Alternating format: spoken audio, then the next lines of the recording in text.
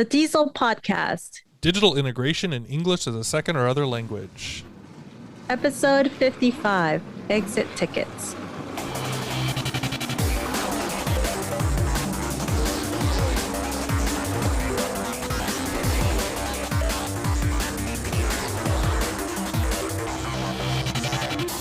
Welcome to DIESOL. This is episode 55. We are your hosts. I am Brent Warner. And I'm Michelle Reyes. It is December. December. December. No, we don't want to be did not somber. workshop that one.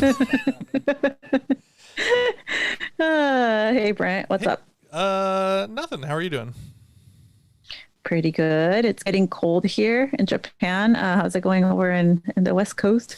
We've had these weird heat blasts. So it's been it's getting cold right now, but we had these several days of weirdly hot times and all this different stuff. So it's been, there's definitely not global warming happening on a massive and destructive scale. Climate change. Yeah. Climate change. Oh, we're not Climate are we not supposed to call it global warming anymore? Well, because it cools down in other places, so it's not just warming. Right. Okay. Sorry. I'm trying to get caught up on my proper approach. You know what I also just learned recently? We're not supposed to call them mudslides. Did you know that? What? Yeah, mudslides is a California expression, and we're only supposed to say debris flow. That's what we're supposed to say for it. We don't want to offend the mudslide community. Well, a mudslide, and so yes, because the mudslide community is offended because that is a drink. It is not it is not something that is destructive to the environment. So, I mean, it depends on how many you drink. I get it. So your debris flow. That's right. Otherwise, everything going okay? Yeah, everything's going great. I can't complain. Yeah, no, you can't. I mean, you better not. It's cold here. You get up in the middle of the night to go take your midnight pee, and the toilet seat is so warm. You can't complain. Yep. No complaint. I can complain about some stuff. You want to hear me complain about anything, or what are you in the mood for? Can I complain about my AirPods, which I in a previous episode said? Wait a minute. So you're backtracking on those AirPods? Yes, please claim. Yeah, they straight up broke, and I have to throw them into the trash. And how old are they? 15 months old, or 16 months old, and they just stopped working. And I took them into the place, and the guy's like, "It would be cheaper for you to buy a new pair than it would be to fix them or replace them." And I'm like, this $170 or something like that. It is not cheaper to replace them. So I asked him specifically, I said, if I throw them against the wall, is there any likelihood that they'll get fixed? And as the official Apple employee response is, I don't think so. So just so you know.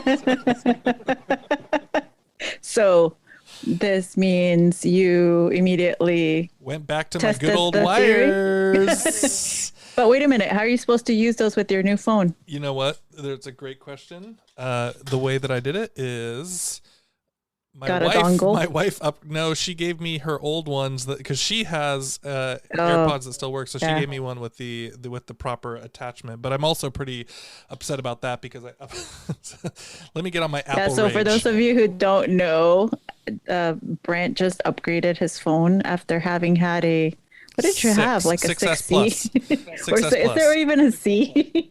No, I don't think so. Yeah, 6S Plus. Yeah. That's like a 5-year-old phone now. Yeah, I know, and I loved it, and I'm so sad to say goodbye. But the problem with the 6, the only problem with it was that the camera was starting to get a little bit loose, and so so when I would hold up the camera, it was getting shaky, visible shakiness. You could see it. Yeah, you could see it on the screen. And so anyways, my wife upgraded, and so I took her old one, and now I am 11, which is not, it's still a couple years behind, but 11. I'm fine. From a 6 to an 11. I hate the notch, but anyways, you know that I complain about it all the time on Twitter, how much the notch is just the worst thing in but just Apple's design to history. be clear, just to be clear, you're not going to be switching to Android anytime soon. So have you seen that Google folding phone? Yes. I'm kind of like, maybe that's like my next lady is the Google folding phone. The folding phone. I don't know. Well. I don't know. I mean, I'm just saying, like, we got to keep our options open because, you know, Apple. I was realizing in the Apple store that I have been with Apple stuff since I was 16 years old. So like 20, you know, a lot of years. Apple was around when you were 16. Yes, thank you. But not like it is now. There was no such thing as Apple stores. Like you would literally go into like someone's basement to buy an Apple, right? Like I did this several times where it would be like some guy working out of his garage or whatever. Like you had to you had to know how to go get an Apple, but then they were also super customizable back then. I mean, we're talking about OS 8 and OS 9. Like that was, you know, before the 10 and the big change to all the, you know, the GUI style of things. So it was a totally different world of Apple back then. But yeah, you know, maybe it's time. Maybe Apple has not been treating me well, and maybe it's time for me to go. Well, as you know, in the last few years, I just think they're not as innovative. I mean, the only thing that draws me is the camera, but that's not like the only reason to get a phone. So, well, the thing other phones have equally great cameras. Yeah, so yeah. I was just gonna say, like, I noticed it's such a bummer. I was not excited about getting a new phone, and like it used to be the case where it was like you're always excited and you're like, yes, I'm gonna hit the new one, and now it's just like, whatever. Yep, that's the experience I had with my latest phone. I have the 12, and I actually hate it. I hate my phone. Hate. I don't like it. Have you seen this Google folding phone? May I interest you? All right. Well, then with that, it's time to go into the show. It is time. Maybe we're going to, maybe Apple will give us an exit ticket and let us know, like we can let them know what our feelings are. Transition. That's right. All right. Ixchell, exit tickets. Yes. Why are we talking about this? Yeah. So, well, we covered warm-ups in episode, what was it, 43, I believe? No. 53. 53. Only 2 episodes ago. Not like I tell you this summer. Time change. Yeah. Yeah. So episode 53, we covered warm-ups because that's, you know, one of the activities that sets off your lesson and oftentimes creates a point of reference for the students. But now we also, you know, to close up a lesson, we want to assess how much the students learned. We also want to see if we need to reteach. And so we decided that it would be, you know, we're closing off the year with an episode on exit tickets. Mm-hmm. Yeah.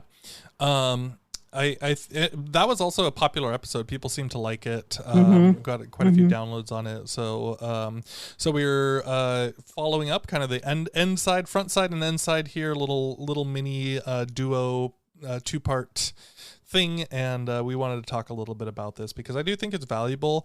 And I don't know about you, Ixchell. I don't do exit tickets as much as I might or as I should, but I kind of was thinking about this too, and I'm like, oh, this, you know, like I know I should. I know it's not necessarily that hard, but I haven't just built it into my regular pattern of work, right, with my classes. And yeah, I agree. I think that, you know, oftentimes, well, we just get stuck with other things that we're planning or trying to implement or infuse our lessons with, especially for someone who's always growing and trying out new things.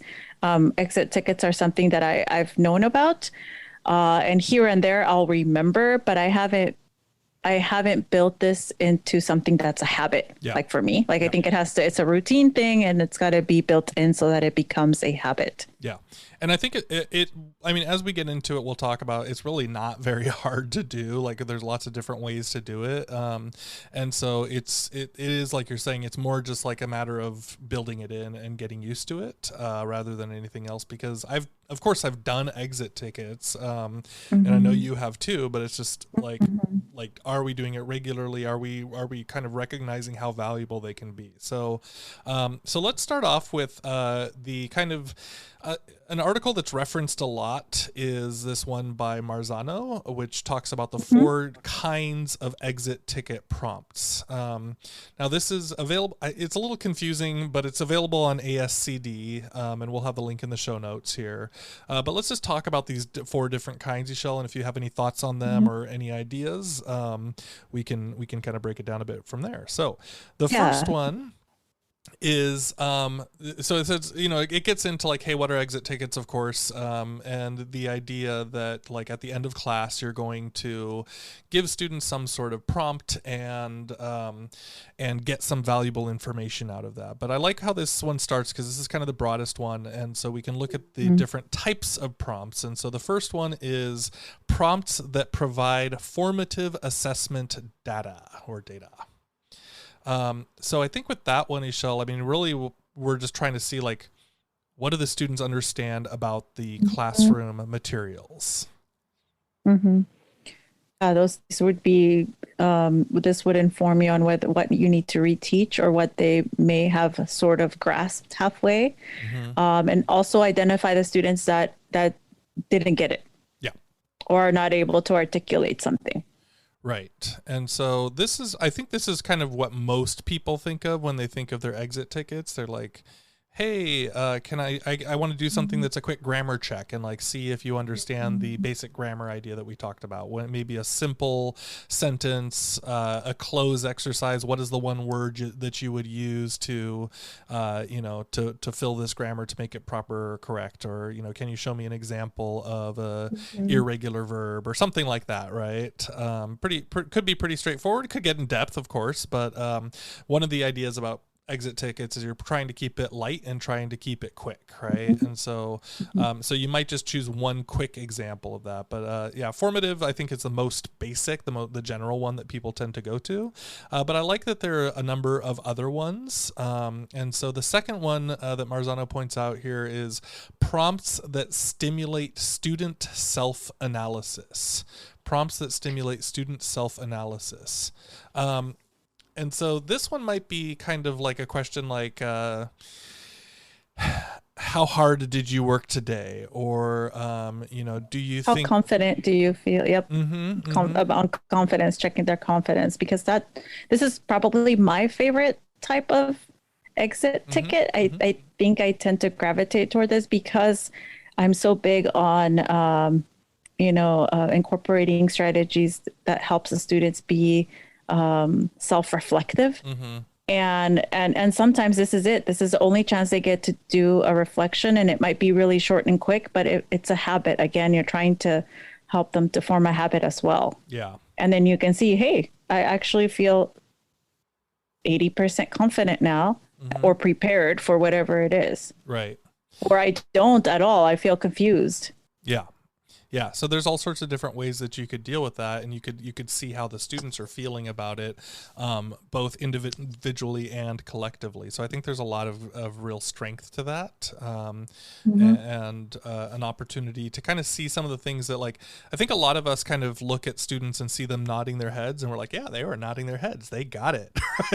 Right? They're nodding their heads because they're confused. Yeah, right. There could be all sorts of different things. They might have working AirPods working in their ears and they're digging the music. So, okay. Third one is salty. So salty. Prompts that focus on instructional strategies. So this one is kind of a little bit more for the value, I think, of the teacher. But you could see things like,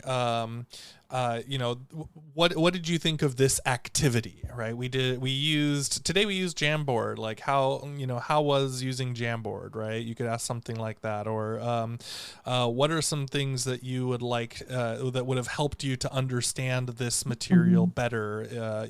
Something like that. Right? So you could really do some things that are trying to get to the student's understanding of how the lesson was run, or maybe, for us with tech, like what tech was being used and how hard or how easy it might have been to understand those things. So it's really about figuring out those strategies. Go ahead. could make adjustments based on sometimes the students will, this is where they'll say this was really frustrating, or they'll say it was frustrating at first, but then I understood. Yeah. And it's where I notice like, oh, the learning curve for this type of exit ticket or activity, it's pretty high. So maybe I have to, layer it in before I actually use something like Jamboard for the first time. I obviously have to be, they have to have used it before if I'm going to go with tech. Mm-hmm, mm-hmm. Yeah. And then the last one is prompts that are open communications to the teacher. And I would think, Ixchell, that this one would also be one that you would like a lot. Oh, yeah. Yes, absolutely. This is where, these are open-ended questions, and it really just, one question, but it sort of pushes the student to verbalize something about their learning experience or their understanding. And perhaps it's a direct message to the teacher. Mm-hmm. And then the teacher can either address that individually or as a class the next day or the next lesson, whatever. But this is actually, I feel like this is a little treasure chest where you get very direct feedback from the students, and it's what helps you to shape the next lesson. And this, I look forward to reading these, even if there's somewhere I feel like, hey, this lesson didn't go so well. I'm going to get I find that out in the exit tickets, and it might be the opposite, right? You feel like the lesson was amazing, but then it's like, oh, I guess they didn't really understand it from this concept. I've got to reteach it, or I've got to review a few things. You really popped my balloon there. Yeah. And I've seen a lot of teachers. It's happened. It's true, though. Yeah, for that sure. Happens. But I think that, I've seen a number of teachers that post things like, it's just kind of like, what would you like to say to the teacher? Or, it could even just be like, how are you feeling in general? How can I help you? Yeah, during the pandemic, asking a lot of those kind of questions. I know that there in my TOEFL class that I taught recently, one way that I would use them as check-ins actually, or transitions to classes, not as an exit ticket, but the question that you could ask now is, how can I help you understand this better? Mm-hmm. And the student could say in writing, or I want more listening examples, or I want more practice with the grammar, or the grammar is easy, but I haven't been feeling well. Mm-hmm. And that's like, sometimes that happens. There's issues going on at home that are affecting the student in the class. And so that's where you could find out as well. Yeah. So I think this one kind of leaves a lot of room for that like social emotional learning area, right? Where you're just trying to community build. You're just trying to like create relationships with your students. And it could be just a really broad, open-ended question, like anything you want to share. Right. and like I've seen these things on Twitter and different teachers sharing, and it's like they're like shocked at the like confessions or the things that students are willing to confide with them. So I think there's just a lot of different possibilities. So again, just to get started, those are the 4 different kinds of exit ticket prompts. And so you don't have to feel stuck to like, oh, I always have to ask a grammar question, or I always have to ask always has to be content focused, right? You can go so many different directions. Basically, if you can ask a question, you can turn it into an exit ticket prompt, right? And you can move it for different purposes. And Brent, there's times where I've recently done sort of like an exit ticket with these teachers I'm training, and of course they're Japanese teachers, so the expectation is that they don't ask a lot of questions in class, and they're kind of shy to or reticent to share how they really feel about something. Mm-hmm. And I gave them, and we'll talk about it in the next segment, but I gave them Post-it notes to write their one thing they're interested in and one thing they want me to know, either about themselves or they want to share with me. And one teacher wrote, I want to introduce you to the Japanese drama, blah, blah, blah, blah, blah. But what a great way to communicate and to start building rapport with a student who might otherwise not interrupt the class to tell me that, because they don't want to interrupt me. Right. I love that. Yeah. Mm-hmm. So it's important to know how to structure your exit ticket. And we found some tips from the learning resources at Brown University. It has a great page with sample exit tickets. And here are some of the pointers, which you're going to find a little similar to the warm-up strategy. So, you've got to remember that an exit ticket is a synthesizer of what the students viewed in a lesson and should definitely be clear in what it's measuring. You can't expect that a student knows what a 1 to 5 scale is, because a 1 might be best, whether a 1 might be worse, depending on their culture and their perception. So make sure that it's clear, so that also the information is helpful to you and is helpful for the students. It should be brief, 1 to 2 minutes to complete, because it's a summarizer of what you've seen in the lesson. And another thing that I thought was really important here is that open responses should be kept from being part of the formal assessment, because this is where the students are going to be telling you feedback for you. And that should be used to inform future instruction or lesson organization. Yeah, I think there's a lot of really good ideas there. And then that page on Brown also gave like a fairly long list, not huge, but like a number of different types of questions, right? So I thought it was just interesting I think one of the things is like, well, what am I going to write what's the question going to be, right? And so like having a little list or a reference that you can just go and check and go, oh, okay, yeah, that's right, I can do this. And so I think,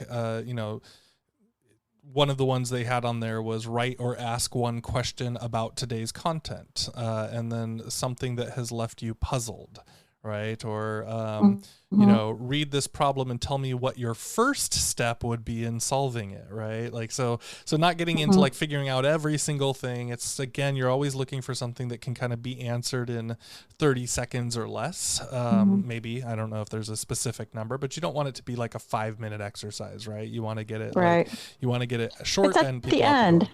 Yeah. So there's a lot of really great things inside of there.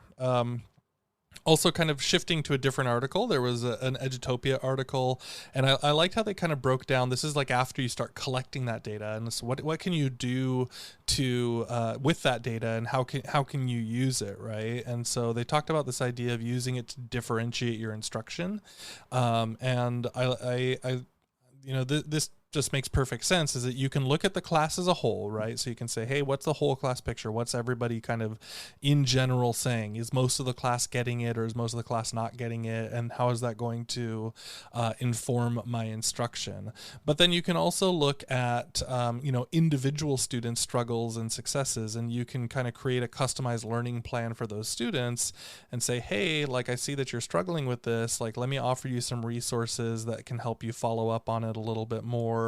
Or let's come talk about it in a conference when we can chat about what's holding you back, or what you're not understanding about those types of things. And then you can use all of this data to kind of both customize your needs for that one class, but also like how you might teach it in the future as well. So you don't just want to kind of collect that stuff. You want to kind of use it as a reflection piece for you as a teacher to really understand, to improve your teaching. Right. And so if you want to take a look at different examples of what this looks like and how to make a better exit ticket, we're going to post an article from nsta.org, and it's got, lots of examples in the different categories and then ways to improve them. And just, it's just really straightforward and clear. I really like that article too. NSTA is probably most of our listeners don't know it. It's National Science Teachers Association, but it was a great PDF, really really useful, because what it did is it showed people going through the process of building exit tickets, and then getting responses on them, showing, well, this might be a problem because of this, or you could improve your exit ticket by doing this. And so it gives you that chance to dig in a little bit and go, oh yeah, like there are some things for me to think about. Even though it's not particularly hard, I still want it to be functional, and I want it to be fast, and I want it to be something that the students can use without too many hiccups, I guess, in that whole process. So that's some of the resources. Again, all of those are going to be on the show notes, and please go check them out. As always, we love your support for the show.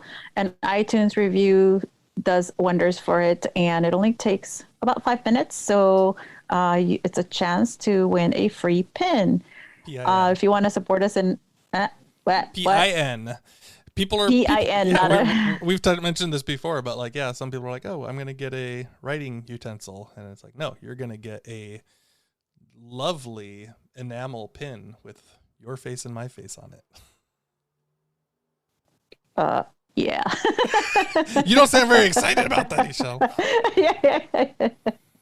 Anyway, leave us a note.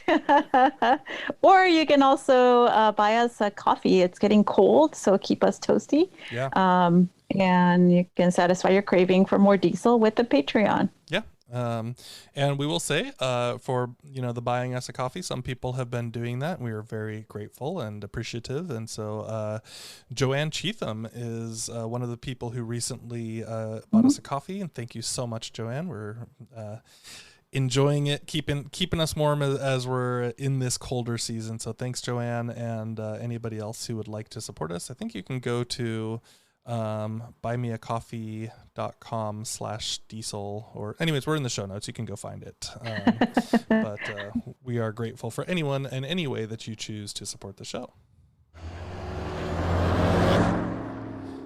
All right. So, Ixchell, we are talking, about these exit tickets, and there's tons of different ways to do this, and it's really not too hard. So I thought we might just jump into some of the tools that people can use. Most of them are free or have a free version that you can make it work with. So let's jump in. All right. Our first tool it's been around for a while. It's Socrative. Oh my gosh. I sent them an email asking them how to pronounce it. I forget what they said, but anyways, it's one of them. Either way, pronunciation. It's a great tool. This is one of the first tools I ever used. Oh, really? They've gone through a lot of, it's gone through a lot of changes in terms of its interface and the kind of data you can get from it.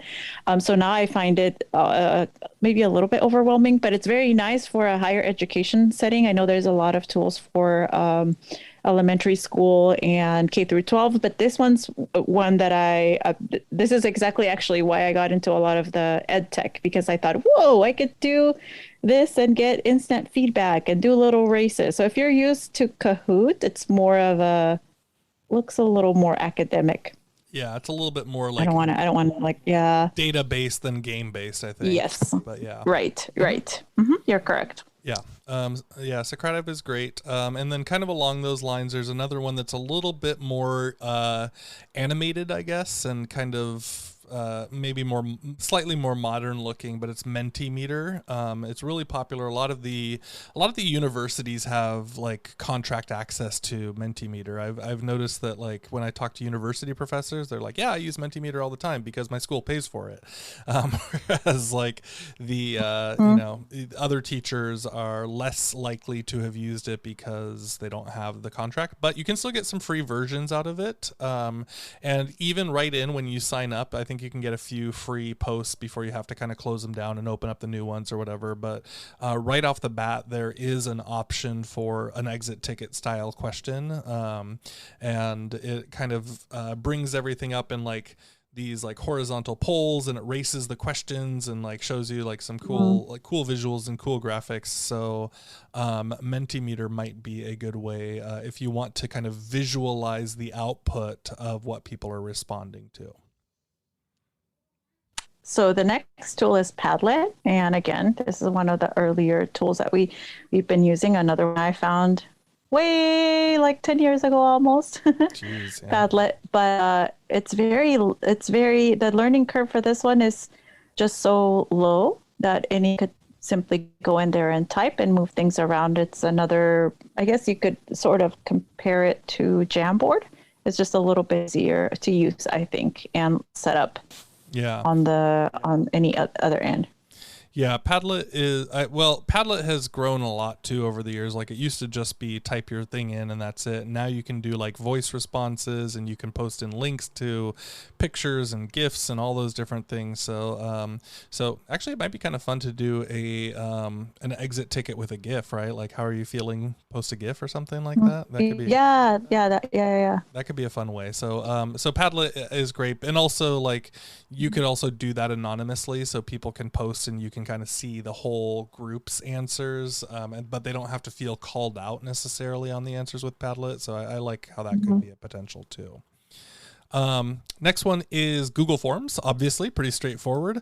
I really like Google Forms as an option because it could just be one question, right? Like, it could really just be easy, one question, write your answer, click it, and be done. And you could send that out to the class, and then you can have the information in a quick little spreadsheet for yourself to look at. And so I think that, one, it's free, of course, and easy access to it. So I think Google Forms could be a really great way to do it, and it's easy to share out a link to everybody. So that's another possibility. The next one is just a simple one, the Zoom reactions. It's just, click on certain things to see, thumbs up, thumbs down. And this is great with large classes. Yeah. You can, this, especially if you're still teaching online. If you're not teaching online, I was just doing some kind of training with students on Zoom, and I only had 3. But I didn't want students to interrupt each other. So I just said, whenever you hear this, send a thumbs up. Don't even go to the chat, because sometimes if they're using a mobile device, they lose the main screen if they click on the chat. But just the simple thumbs up and thumbs down gives feedback to other people as well. Yeah. And we've talked about this before, Ixchell, but one of the things that's, really powerful is icons and emojis as ways to express, right? And with more modern versions of Zoom, the reactions are not limited just to the thumbs up and the clapping and the heart, like you can click on these 3 dots and you can open them up to almost all the emoji. And so that can be a lot of fun too, as kind of different ways to express your ideas or your thinking. Next up, we'll keep this one short, but there is an oldie but a goodie, another one called Plickers. I don't know if you remember, Ixchell, I used to do presentations on Plickers early on. I do. Yeah, and that's a great one too if the students don't have tech, and Ixchell, that might be kind of your current situation where, the students don't have so much access to all the digital devices, but you do as a teacher, and so they can just hold up, basically they're given QR codes, right? And then they can turn the QR codes in different directions, and you can just scan it with your phone and then see what the class responses are too. So that can be potentially a really fun way to work with classes that don't have all the technology built in.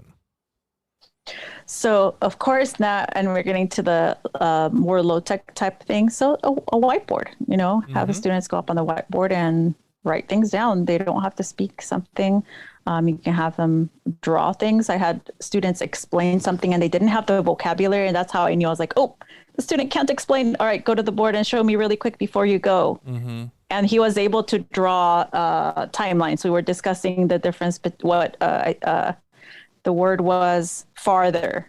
And he didn't have the vocabulary, of course, to explain it, but I knew he knew it. But I wanted him to actually try and get beyond that, because in a real life situation, we don't want the student to freeze. You want the student to say, oh, I've got to explain that I've got to go farther, or I went farther. Okay, take out a little piece of paper, draw it for the person, and then you've communicated your concept, right?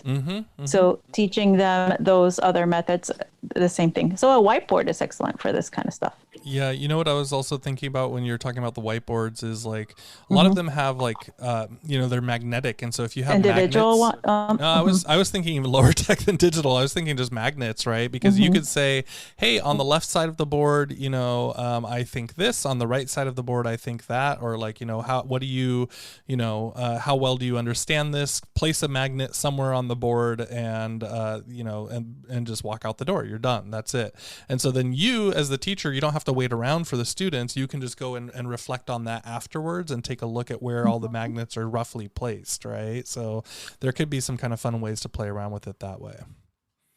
Yeah. And then of course, Brent, I think I also wanted to mention the little whiteboards, the individual whiteboards that students can show you hand them individual whiteboards.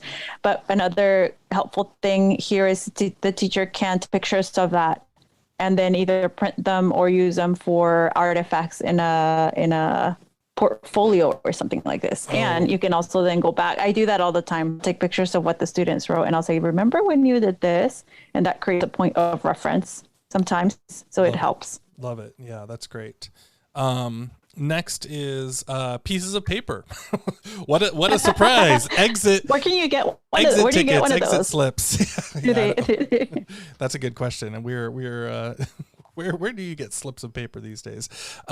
So check underneath your old cupboard in there. You might be able to find a few to strip into little pieces. But yeah, just a little piece of paper, and they can just drop them off on your desk as they're walking out the door. Super low tech, super simple, but you can still get the information you're looking for. Yeah, and you can just make it fun by adding like an empty tissue paper box and call it your mailbox. Your old school mailbox. You're bringing it back to the proper elementary ideas for engagement. I love it though. I think that would work. And then sticky notes. Sticky notes for very individualized or very specific lesson content. So I was teaching pronunciation, or I was helping students with pronunciation, and I wanted to see what they heard me say, what they heard each other say. And also I wanted them to realize that, hey, you think you're hearing something, but you're not hearing a sound. And when you make that realization yourself, you can start actually becoming more aware of how you're moving your muscles. So with the R and the L, I had students, hold up a sticky note with the letter R on it, and then one with the letter L. And I had them color coded too for the students who are visual learners who might remember, oh yes, the R is the pink, the L is the blue. And so, I would say a word, they'd hold up whether they heard an R or an L. And then they'd look at each other, and then we would be surprised that the rest of the class had one color where the student was holding a different color. And that actually helped them to see it. You can do that for yes or no questions. You can do that with numbers for a scale. You can do the same thing with little Dixie cups. I like to have like the plastic ones that people use for like shots, I guess that's what or for tea, like Arabic tea. I have them for Arabic tea, okay? Because they last longer. So the Dixie cups you're going to throw away. You don't want to throw them away every time. But you can have these for voting or for agree or disagree. Do you agree? And then students who are always waiting for someone else to say something first, and then they'll change their answer based on that. You can just say, three, we're gonna vote with your cup. Flip it means yes. Flip it the other way means no, or etc. Something like that. Did you understand? Yes. Did you understand? No. And everybody votes, and there's really nothing like personal. I think having the cup be that external visual response takes away the pressure of like, I have to answer like my classmates. I like that. And so I've done that great. with. It's not me, it's the cup that's voting. It's the cup. Especially for agreeing and disagreeing. It's like, do you agree? So the statement on the board might be, I feel confident with this topic. I feel prepared for the test. Yes or no. And that just gives you a clear yes or no. And then you might have on a piece of paper now, write what you'd like to do tomorrow, what you'd like to review. So that could, also enforce the fact that, hey, you got to speak up if you need something. If you need review, in American culture, you have to ask for it. Right. Something, and I know we went down to the lowest tech we could get to here at the end, but something that you reminded me of by saying, taking pictures of the little, the personalized whiteboards. There's also a really good app, the 3M Sticky Notes app. Have you ever used that one, Ixchell?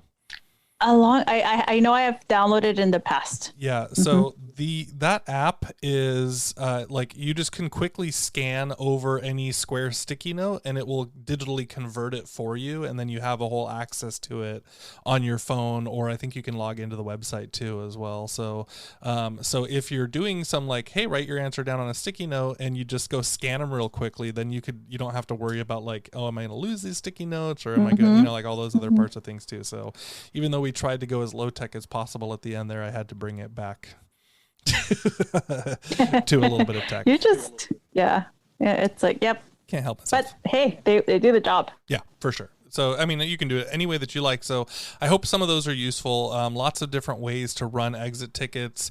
Keep it fast. You can spend as long as you need reflecting on it, but for the students, it should be like something they can do like just as they're walking out the door. And there's so many cool ways that you can kind of benefit from this on a regular basis. I think I'm going to spend a little bit more time making sure that this is part of my habit for the future. Mm-hmm.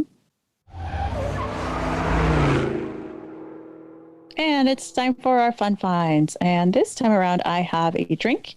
It's a Ixchell Beauty Vinegar Sour. Brent, have you had one? I can't say that I have. So I saw the name and I just thought of vinegar. Vinegar?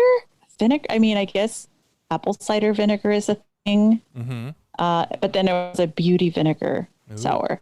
So this is supposed to help with your skin because it's infused with some kind of fruit that is good.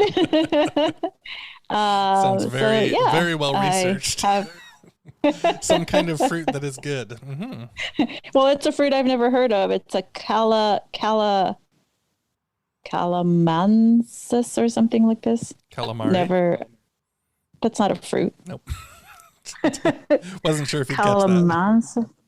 Okay, so it's some kind of fruit. Calamansi or calamansi. It's in Japanese. I'm not very good at reading it. But yeah, it's pretty good. Okay. So if you find it in your local Japanese shop, the Japanese market, that's a Ixchell Beauty Vinegar Sour. All right. Tastes nothing like vinegar. It's delicious. All right. So mine is going back to my problems about Apple. I found we just can't get I'm not done talking about this. Rant. It's called the Nacho app, Notcho. It is, so this is probably everybody listening is well past this problem, but I am not, because I hate the notch at the top of the iPhone, that little black box that pops down where the camera is. And so anyways, this app it'll take whatever you want as a picture, and it will beautify it where it'll drop the picture down. Basically, it just puts a black bar on the top of it so that when you're looking at your home screen or when you're looking at your lock screen, you can't see that notch popping into your blocking your part of your picture. And it's got the matching curve design for everything, but basically all it does is it crops your picture so that it fits into your phone without looking like you've got that ugly black notch. It's called Nacho. I paid $2 for it, and it was so worth it to fix the ugly design of the new iOS with this phone. And rant.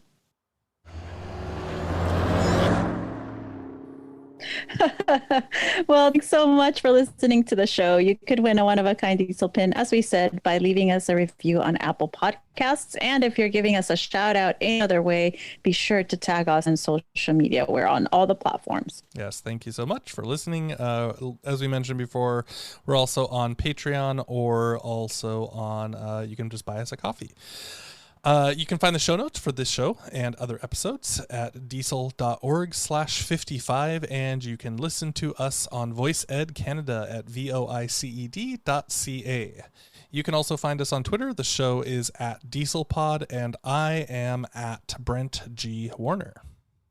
I'm Michelle at _Pixie. That's IXY_PIXY.